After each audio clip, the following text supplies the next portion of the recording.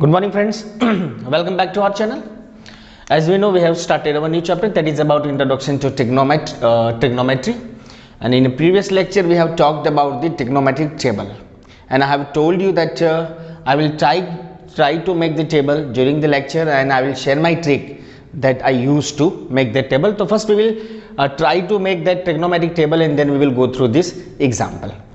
तो जो टेबल है ना वो किस तरह से बनाया जाता है, प्रीवियस लेक्चर में मैंने प्रिपेयर बताया था आपको कि ये टेबल होता है, लेकिन इसको बनाना भी हमें आना चाहिए क्योंकि ये पूरे चैप्टर में ट्रिग्नोमेट्रिक टेबल हमारे पास होना चाहिए। अदरवाइज ये इस प्रकार के सम सॉल्व करना डिफिकल्ट रहेगा आपके लिए अगर आपको वैल्यूज पता नहीं है तो फ्रेंड्स किस तरह से वो टेबल बनाया जाता है देख लेते हैं हम। यहाँ पे मैं रफली आपको बता देता हूँ। एंगल्स होते हैं 0, फिर होता है 30, 45, 60 एंड 90, राइट। और यहाँ पे थीटा ले लेता हूँ, जहाँ पे मैं sine theta, cos theta, tan theta लिख रहा हूँ, ठीक है।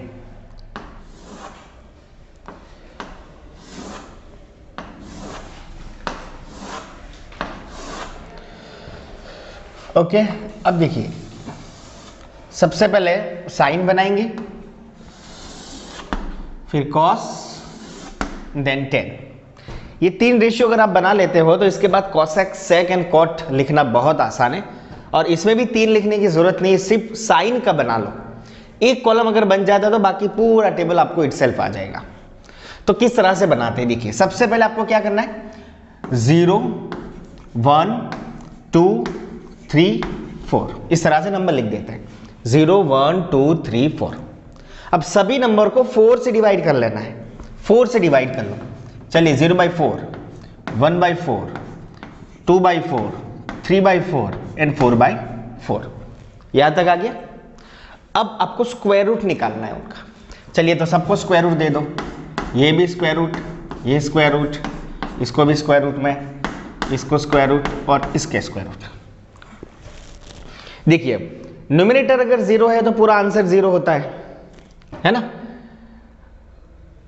तो इसका आंसर क्या बन जाएगा आपका 0, ठीक है, क्योंकि न्यूमरेटर में 0 है। Anything below 0 must be 0। दो रेशियो याद रखना इस तरह से कि अगर 0 के नीचे कुछ भी है तो आंसर क्या आएगा 0, और कुछ भी नीचे 0 है तो वो आएगा नॉट डिफाइंड। ये दोनों बातें याद रखना है ना। न्यूमरेटर अगर 0 है तो आंसर 0, अगर डिनोमिनेटर में 0 आ जाता है तो वो नॉट डिफाइंड हो जाता है, मतलब इन्फिनिटिव कह सकते हैं आप। तो ये 0 हो गया। 1/4 मतलब 1 का स्क्वायर रूट तो 1 ही निकलेगा, और 4 का स्क्वायर रूट 2 मतलब दिस इज 1/2। 2/4, 2 का स्क्वायर रूट √2 और 4 का स्क्वायर रूट 2, राइट। और पहले उसको थोड़ा कटिंग होती है तो कर लेते हैं। देखिए 2/4 है तो वो 1/2 बन जाएगा, और 1/2 का स्क्वायर रूट क्या बनेगा 1/√2। इजी कटिंग होती है तो कर ले, एक में ही होगी ये नहीं होगी। √3 का स्क्वायर रूट √3 और 4 का स्क्वायर रूट 2 मतलब √3/2। कौन, साइन 60। देखिए 4 कैंसिल और 1 का स्क्वायर रूट 1। साइन की लाइन क्लियर हो गई। ये सब वैल्यू ध्यान में हम कंसीडर करेंगे। These are the value that we are going to consider. Now we are going to make the cos theta. तो cos में क्या करेंगे, इसको रिवर्स लिख देंगे। तो देखिए इसका लास्ट है तो इसका पहला बन जाएगा cos थीटा। तो ये 1 है तो 1 लिख दो। ये √3/2, ये 1/√2, ये 1/2 और ये 0। ओके। अब आपको tan थीटा बनाना है। What is tan theta? Tan theta is nothing but sin by cos. Tan theta is nothing, क्या होता है, tan theta equal to sin theta by cos theta। याद करिए, है ना। तो sin और cos की वैल्यू पता है तो tan मिल जाएगा, ठीक है। तो देखिए sin कितना है 0। अगर ये टेबल अगर मैं बना रहा हूं तो sin 0/1 दैट विल बी 0, ठीक है। अब ये देखिए 1/2, दूसरा टेबल बनाना है तो 1/2 इंटू डिवाइड कर दो 2/√3, 2 to cancel, that will be 1/√3. Sine by cos करना है. 1/2 divided by √3/2, 2 to cancel 1/√3, right. 1/√2 divided by 1/√2 cancel हो जाएगा, दैट विल बी 1. ओके, यहां पे √3/2, नीचे 1/2. देखिए √3/2 into 2/1, 2 to cancel only √3, right. 1/0 मैंने यहां कहा था अगर डिनोमिनेटर में 0 है तो वो टर्म नॉट डिफाइन होगा. 1/0 मतलब नॉट डिफाइन. ठीक है, नॉट डिफाइन हो गया. तो 3 टेबल बन गए हमारे. अब आपको क्या बनाना है, कॉसेक.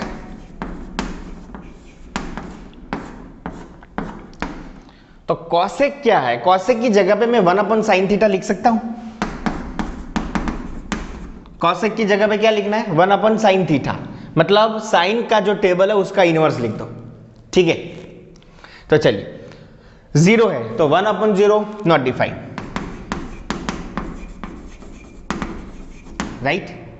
1/2 इनवर्स करना है. 1/2 का इनवर्स करेंगे तो क्या बन जाएगा, 2. उल्टा कर दो, ये बनेगा √2, राइट. ये बनेगा 2/√3 और 1/1 that will be 1. Cosec theta हो गया. कैसे मिला, 1/sin करके, साइन का जो वैल्यू था उसका इनवर्स कर दिया तो मुझे कॉसेक थीटा मिल गया. अब आपको क्या बनाना है, सेक थीटा, राइट. तो सेक थीटा में क्या करना है, कॉसेक को रिवर्स लिख देना है. कॉसेक को रिवर्स लिख दो, मतलब 1 यहां पे, ये 2/√3, ये √2, ये 2 और ये नॉट डिफाइन. इजी.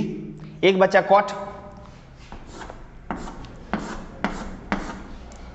कॉट लिखना है तो कॉट थीटा. तो कॉट में क्या करेंगे, tan को रिवर्स लिख देंगे. tan को रिवर्स लिख दो, चलिए नॉट डिफाइन. फिर ये √3, ये 1, ये 1/√3 और ये 0 हो गया. तो इस तरह से आपको ये टेबल याद रखना है. ये मेरे पास जो ट्रिक थे वो मैंने आपके साथ शेयर किए. बाकी variety of methods we have to prepare this kind of table. So I hope whatever methods you like, you love to prepare, you can do it, but ultimately this table must be in your mind. ठीक है, otherwise ये trigonometry आपको difficult लगेगा. Okay, तो ये table हो गया. इसके बाद हम देखते हैं कि हमारा ये सम है वो क्या कह रहा है. हमें सम देख लेते हैं. टेबल हमारे बाजू में पड़ा है. अब यहां पे पूछा है हमें कि if tan a plus b equal to √3 and tan a minus b equal to 1/√3, where condition is given, what is angle? तो a less than 0 but 90 or less than 90. This is the condition given for angle. a less than b, find the value of a and b. ये condition जो दी है उसके according हमें a और b की value find करनी है. तो चलिए देख लेते हैं. What is given? tan a plus b equal to √3 दिया हुआ है. Okay friends, tan a plus b, a plus b क्या है, ये एंगल है. जैसे हम बोलते हैं ना tan थीटा इक्वल टू √3, तो ये थीटा है. तो आपको ये ढूंढना है कि tan की √3 वैल्यू कब बनेगी, कौन से एंगल के साथ tan की वैल्यू √3 बन रही है. तो देखिए tan √3 कब आ रहा है, ये रहा tan 60 में.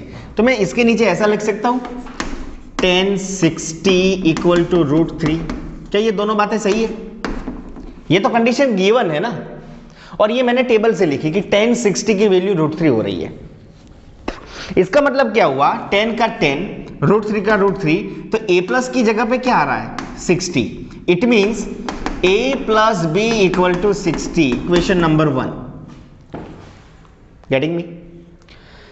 नेक्स्ट क्या दिया हुआ है, tan a minus b equal to 1 upon root 3। अब tan a minus 1 upon root 3 देख लेते हैं। tan 30 आपका 1 अपॉन रूट 3 बन रहा है, तो you will write tan 30 equal to 1 upon root 3। क्या ये दोनों सेम लिख सकते हैं? Yes.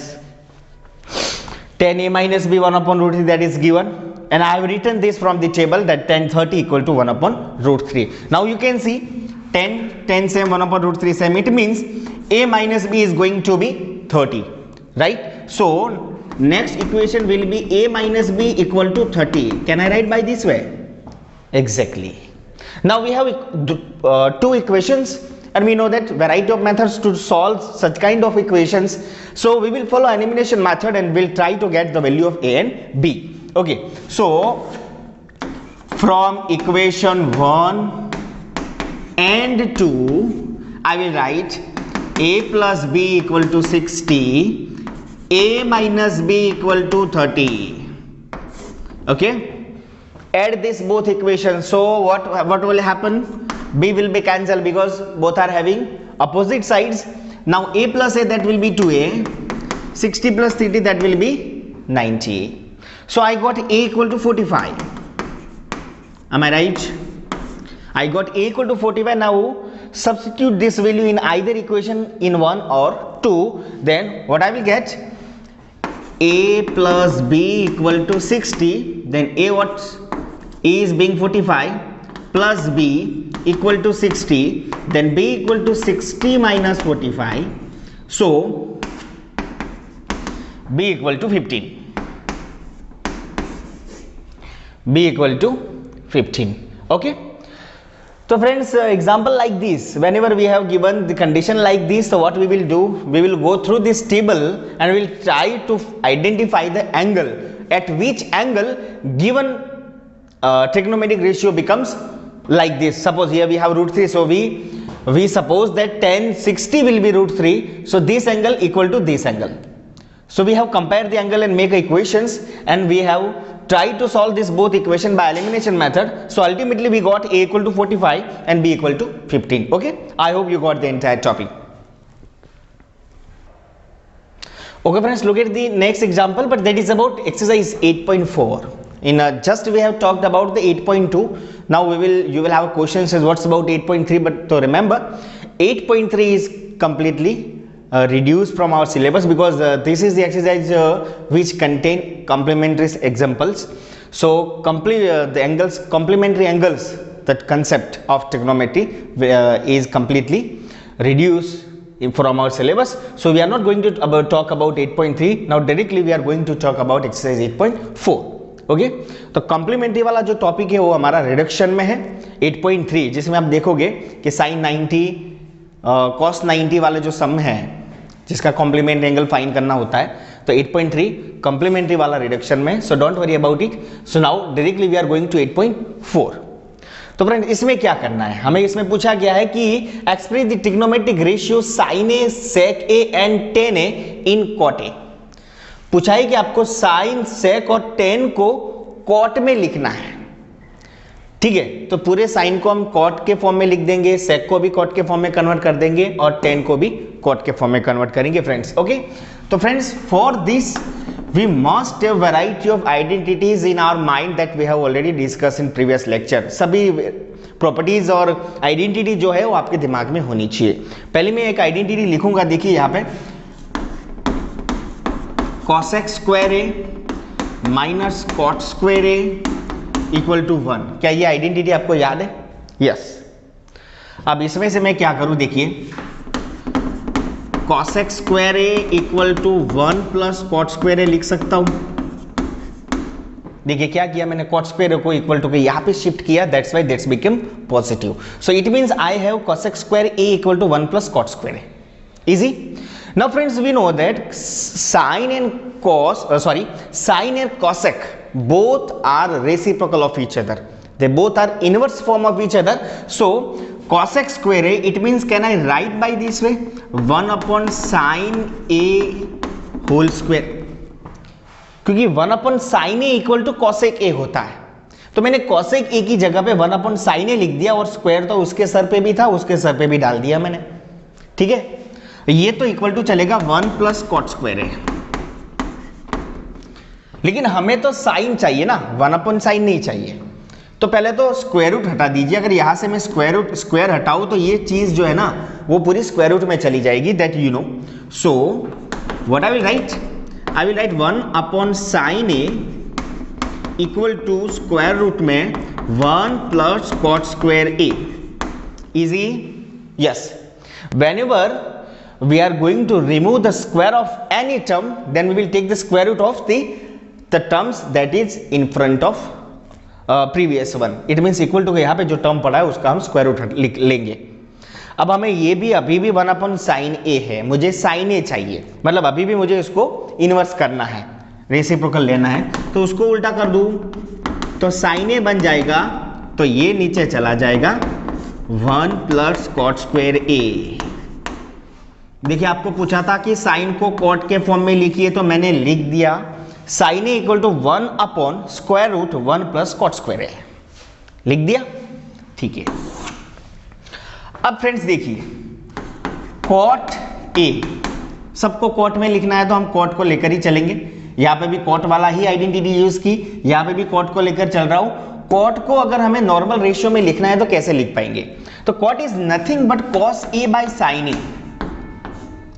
Cot is nothing but cos A by sine ए।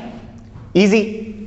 यहां से मेरा साइन ए तो मुझे मिल गया है, कॉट में तो मुझे आंसर चाहिए। तो